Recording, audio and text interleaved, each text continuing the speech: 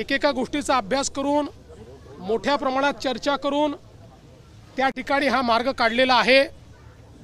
आणि आता हा मार्ग निघाल्यामुळे मुळातच जे मराठवाड्यात राहणारे आमचे मराठा समाजाचे लोक आहेत यांचा कधी काळी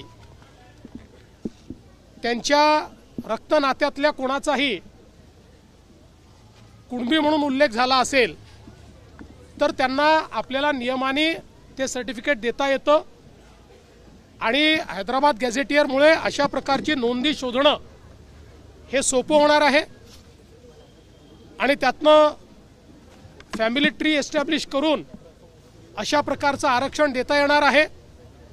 म्हणजे एकीकडे ज्यांना अशा प्रकारचा पुरावा मिळेल त्या सगळ्यांना ते आरक्षण मिळेल आणि जी ओबीसी समाजात भीती होती की सरसकट सगळे अशा प्रकारचं आरक्षण घेतील आणि ज्यांच्याकडे पुरावा नाही तेही आरक्षण घेतील आणि इतरही समाजाचे त्याच्यामध्ये घुसण्याचा प्रयत्न करतील, तर तशा प्रकारे आता या ठिकाणी होणार नाही।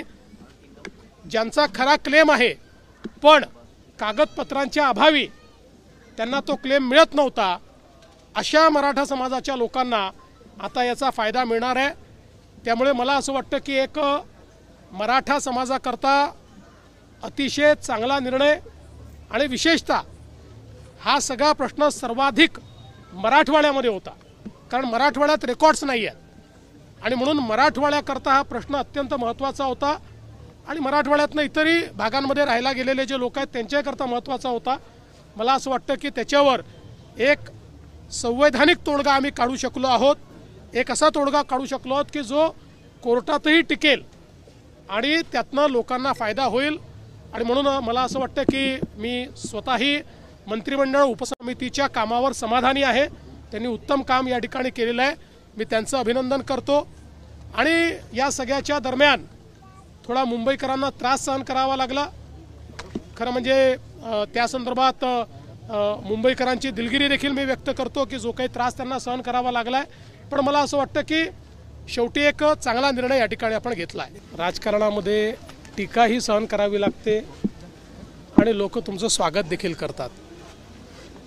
जेव्हा टीका झाली त्याही वेळेस मी विचलित झालो नाही, कारण माझ्यासमोर एकच ध्येय होतं की समाजाला न्याय द्यायचा आहे आणि तो न्याय देताना दोन समाज एकमेकासमोर येणार नाहीत, दोन समाजामध्ये तेढ निर्माण होणार नाही, दोन समाजामध्ये याला दिलं म्हणून त्याच्यात अन्यायाची भावना तयार होणार नाही।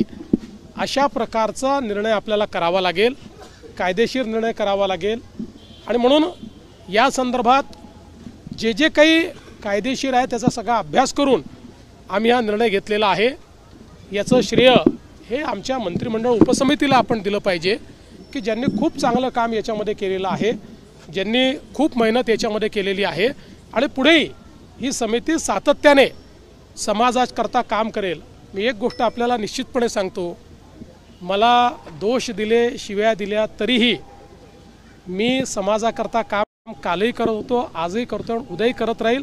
मराठा समाज असो, ओबीसी समाज असो, महाराष्ट्रातला कुठलाही समाज असो, प्रत्येक समाजाकरता काम करणं हे माझं मी कर्तव्य समजतो। त्या कर्तव्यात कधी शिव्या मिळतात, कधी तुम्हाला फुलांचे हार देखील मिळतात। मला असं वाटतं की आता साखळी उपोषणाची आवश्यकता नाही। जो काही ओबीसी समाजामध्ये एक समज तयार झाला होता की त्यांचं आरक्षण काढून दुसऱ्या कोणाला तरी देण्याचा प्रयत्न होणार आहे, असं कुठेही झालेलं नाही। त्यामुळे मला असं वाटतं की आता ओबीसी समाजाने देखील या संदर्भात आता सगळी आंदोलनं ही परत घेतली पाहिजेत आणि मी त्यांनाही आश्वस्त करतो की जोपर्यंत हे सरकार आहे तोपर्यंत दोन समाजांना एकमेकासमोर आणणं, त्यांच्यात तिढा निर्माण करणं, एकाचं दुसऱ्याला दुसऱ्याचं तिसऱ्याला करणं हे आम्ही कधीच करणार नाही। आमच्याकरता महाराष्ट्राची सामाजिक वीण, महाराष्ट्राचं सोशल फॅब्रिक हे अत्यंत महत्त्वाचं आहे।